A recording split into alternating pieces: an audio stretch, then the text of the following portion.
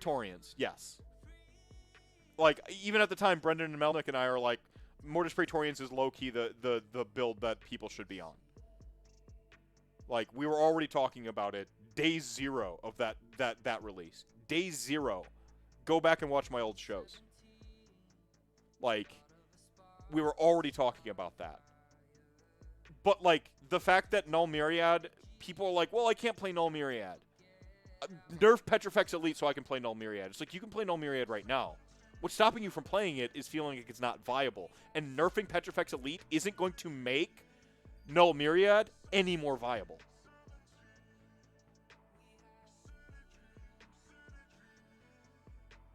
Like, something had to change, if at the very least to get people to stop talking about it. Like, that's the thing, is like, it doesn't matter if it's a problem or not, if perception is it's a problem. And that's ultimately the truth of anything. It doesn't matter what is true. It matters what is perceived. It was perceived as a problem. Something needs to change so people quit perceiving that problem. You can go the education route, but people are often resistant to education.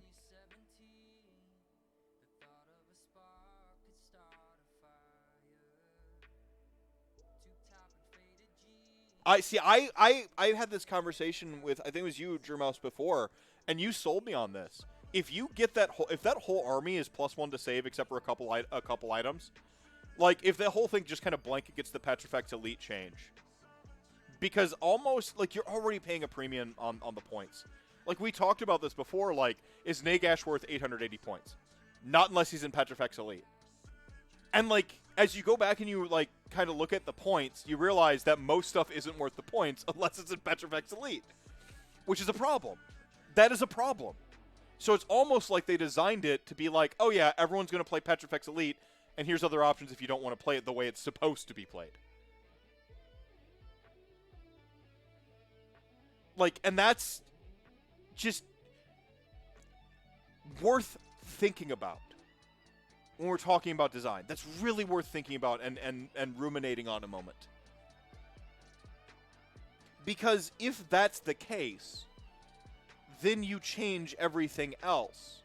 Look at all the armies that are out right now. You blanket give the army a +1 save, it's not a problem.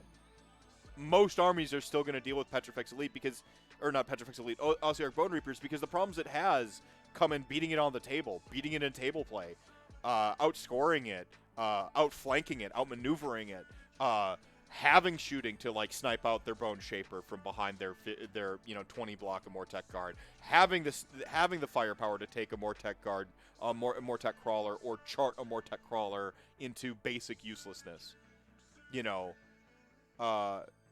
Having the foresight to either delete Catacross or ignore him and not waste your time.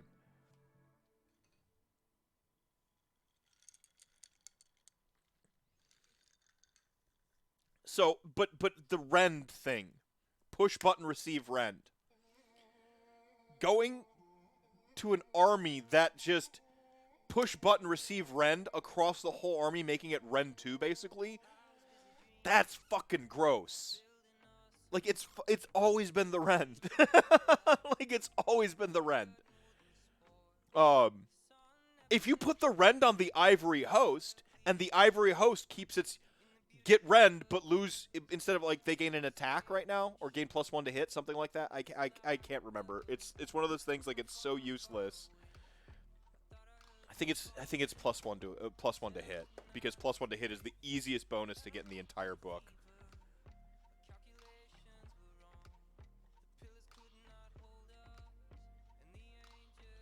Like, you have to have taken damage, and it turns off their save. Ivory Host. Add 1 to hit rolls for attacks made by the unit, but subtract 1 to save rolls. That's their Simmering Rage. That's their baseline ability. It's +1 to hit. It's the easiest bonus to get in this whole book is +1 to save. Or +1 to hit, sorry. It's the easiest bonus to get in the entire book. So, like, now if you switch that, the whole army is +1 to save across key units.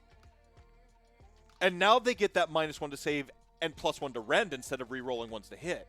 Now that makes Ivory Host an appealing choice. That is a meaningful decision between an army that has the higher save and like re-roll ones to hit or something like that for Petrifex Elite's thing.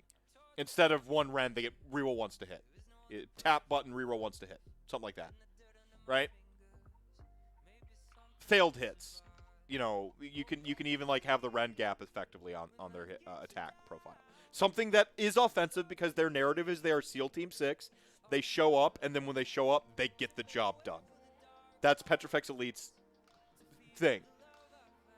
So like, yeah, like, give them in place of that rend, you give them reroll ones to hit, something like that. Some combat buff, and reroll ones to wound. There you go. It's one of the worst ones. +1 to wound, like, whatever. Now you're looking in a lot better parity within that book. A lot more meaningful decision. Petrifex Elite get one of the fatties as battle line if. Ivory Host get the other fatty as battle line if. Do some internal testing to see which one is better or is more sensical. I can make a case for either. I feel like Stalkers seem more Petrifex Elite to me. They're called Stalkers. It's SEAL Team 6. It doesn't get any more SEAL Team 6 than your Stalkers being your true hammer. So like you put that in there because you're going to need the rend that they can bring to the table with one of their activated abilities. Like, now Petrifex Elite is an army that runs like a block of 20 Mortek Guard, maybe a Catapult or 2, maybe a Gothazar Harvester or 2, because that's where you're really seeing the granularity in like list building. But then you're actually bringing a block of like a fatty brick of 6 Stalkers. Well, I like that design space in. I like that design space. Of if you take a unit of this, then you get a unit of that as battle line. I really like that design space. Encouraging Neapolitan builds, I think, is great. Immortus Guard and Null Myriad, yeah, but like, yeah, to protect Archon, basically, right? It's telling me how to build lists too. If you make Immortus Guard battle line if in Null Myriad, you're telling me how to build the army. You're saying, go play Null Myriad if I want to run Immortus Guards with Arcan. You're telling me how to make a list now. That's better design. You could do that too. There's a lot of different. There's so many levers to pull in design. Just like the clocks things before, where we're talking about like, okay, what's the problem? People not getting to 5 turns.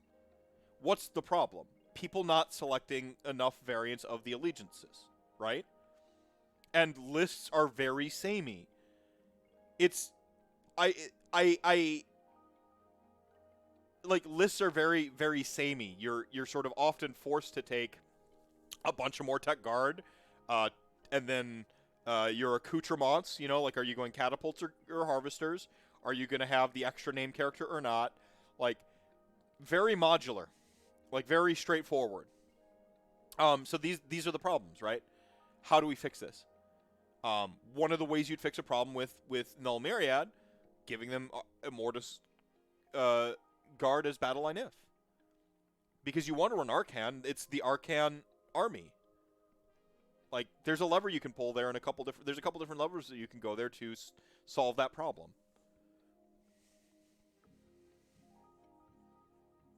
Well, don't call it comp. Call it something else, you know, and then people are more receptive to it. I don't think you need to police the sub-allegiances too much, to be quite honest. Or sub-factions. I don't think you need to police them too much. Just write more interesting ones. The problem is like, they tend to be numbers things, and they just shouldn't give numbers. They should give interesting things, interesting abilities. Because at the end of the day, the sub-allegiance that gives the best numbers is going to be the one that people take. Like, it's just how it goes. So they need to, like, move away from numbers in the design for sub-allegiances is really... I mean, that's my hot take on it. So, which brings us back to the question that sort of started us all out here is, do I think that they're still competitive? Yes. They are, ironically, they're a low-floor, high-ceiling army. And let me qualify that, because I think you could say it a couple different ways and you wouldn't necessarily be wrong when you talk about skill floors and skill ceilings. They're easy to pick up straightforward because they don't have a whole bunch of tricks. You don't have a bunch of extra shit to learn. It's movement, it's charge phase, it's combat phase, it's some spell casting. It's not even a lot of spell casting as an army, truth be told. Unless you have specifically Archon, which you don't because he's kind of unfieldable, or Nagash, which you don't because he's kind of unfieldable. So that leaves you with not like you're not a very like spell casting dense army. You don't have a bunch of spell casting rules and stuff like that. So it's a combat phase, and then your shooting phase is even pretty condensed. It's, do you have crawlers or not? You're not allowed allies, so you don't get that option. Like, it's a very stripped down, straightforward army. It's pretty easy to learn. The thing is since it is so straightforward and stripped down, your fundamentals must be great. And when your fundamentals are great, the quality of the troops rewards you. And that is actually where I enjoy living. I talk about how I was a professional wrestler, an indie professional wrestler for a while, and about 2 years. And you know, like you have like this you had this tag team called the Revival in WWE. They're on All Elite Wrestling right now under a different name. I can't remember it right now. But their whole thing was no flips, just fists.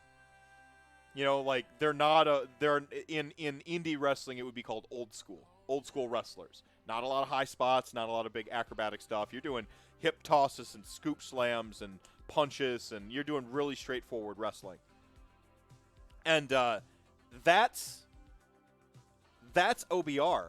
And why does it work for the Revival in WWE? Because they've moved towards what's called a spot fest or a high spot fest.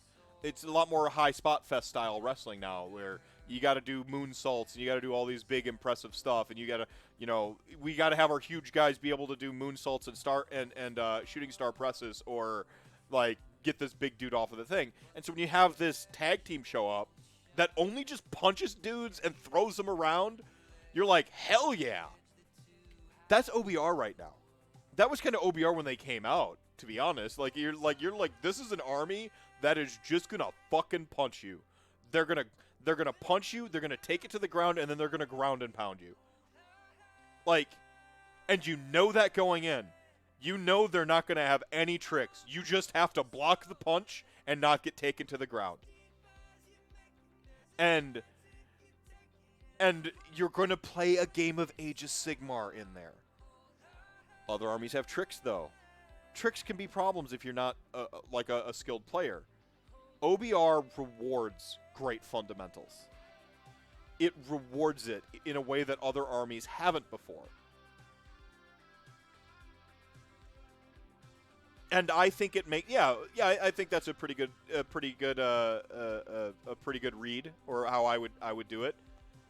Heel wrestlers tend to be less flashy too, by the way. When you're taught indie wrestling, heels tend not to have like high spots. You get your spots, but you don't get like you actually a good heel will change their moveset between when they're a face and when they're a heel. Chris Jericho's a really great example. As a heel, he tends not to hit the lion salt. He fakes a lion salt, he gets cut off for a lion salt, or he misses the lion salt. Sometimes he teases it and doesn't even do it because he'll like go to do the lion salt, see the audience and like, yeah, and just like make fun of the audience. The Lion Salt is when he springboards off the ropes and does a backflip and splashes on somebody. So when you're a heel wrestler, you're supposed to change your wrestling style.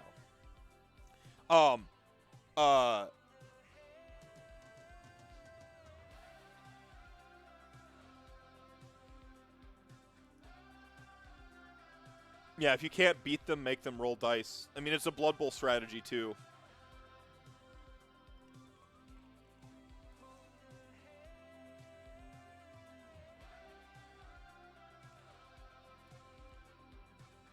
Like, Shinsuke Nakamura, for instance, is a really great heel and face wrestler with his hard style. I do want Ossiarch Bonereapers to go a little bit more Shinsuke Nakamura with a second release. I do want them to have a couple tricks.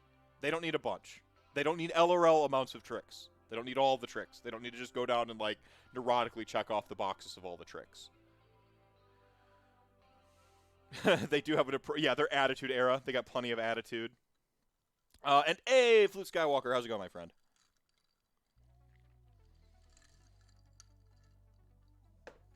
So,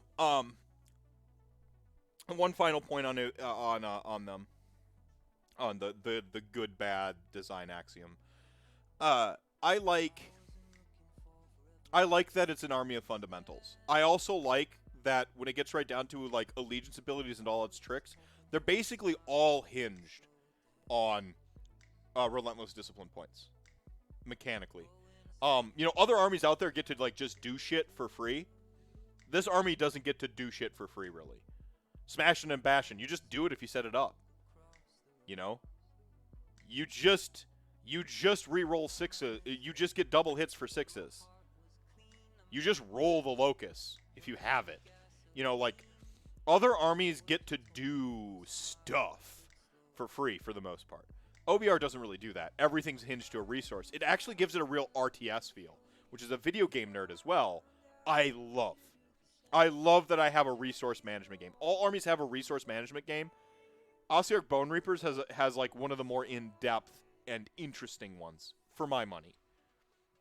And I really like that. It's like you're looking at your RDP every turn and going, okay, I can punch harder, I can move faster, or I can take a punch better. And you're really, like, thinking out ahead. This is that fundamentals thing. You have to think ahead with this army. You have to be a move ahead, 2 moves ahead, 3 moves ahead. You have to know what your opponent's trying to do, try to take it away from them, anticipate, and move into action. You don't have teleports if you make a mistake to be like, whoops, or if you get caught out. You furthermore don't have teleports to get across the table last minute. You have to know, if I'm going to try to steal that objective over there, I'm going to juke my opponent into a fight over here while I'm running this thing over there the whole time. You have to get into motion with your plans. Confident play, straight, like, tactical play. Like, I love this army. It's still strong. It has a high quality of troop when it gets right down to it. It should always maintain a high quality of troop and a lower model count as an army. This is not a race to the bottom style army. You could afford to run a few extra bodies in terms of how the points are right now. But, like, you don't really have any drop tricks. You don't get deployment shenanigans for the most part. You have one thing. You can do a pre-game move. There's no outflanking. There's no stashing things in the underworld. There's no teleporting. Well, there is one teleport, but it's situational, and it's certainly not during the deployment. There's no one-drop lists, really. Like, you can really bend over backwards to make a one-drop list, but it's horrible. You're usually around 4 drops, almost always. Like, there's no, it's not doing anything unfair. So, it still competes. It just takes a lot of hard count. It has hard counters more than other armies because it doesn't have those. It doesn't have, like, there are just armies that have the tricks that exactly stop what you're trying to do, or give golden parachutes to exactly what you're trying to do. And the table really doesn't do you any favors as Ossiarch Bonereapers. Anytime the objective count creeps above 4 or 5, you're gonna have you start to have problems. You have more ghasts.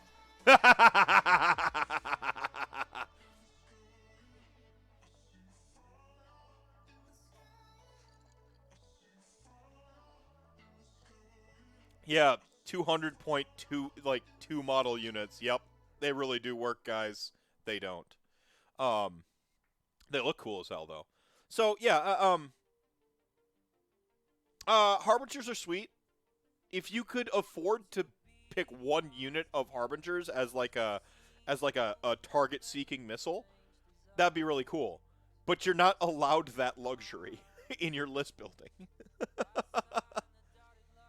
Yeah, 150. I mean, at 150 you can bring them, but that's aggressively costed. You could put them at one. What are they at right now? They're like 190, 200. If you put them at like 170, 180, and make them battle line in some way, are they fucking 210? No way. No way they're still 210.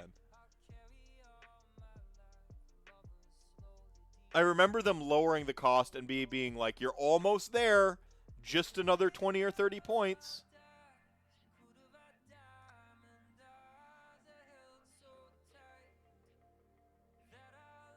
Yeah, Stalkers are almost fine at their point cost. They just need to literally be they just need to like be battle line if. Stalkers are like Stalkers are will it blend.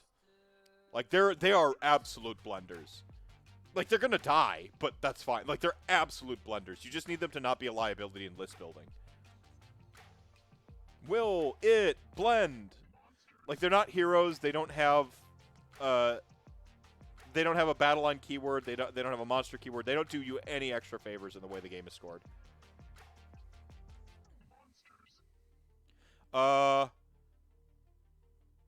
If it's an unnamed hero, a bone giant hero.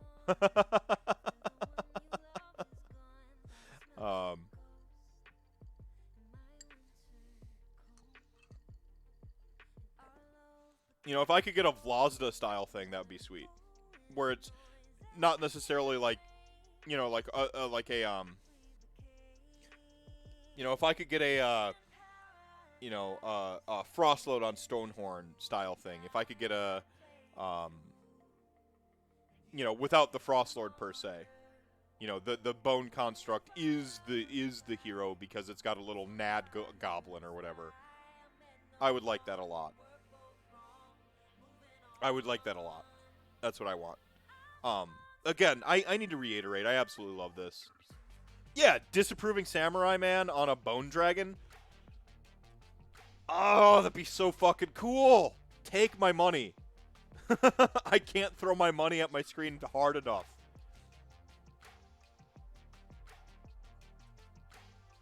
Like, disapproving samurai man. Like, the thing is I don't want him, like, riding it with reins. I want him standing on top of whatever it is he rides with his arms crossed, ready to Aijitsu his katanas and murder you.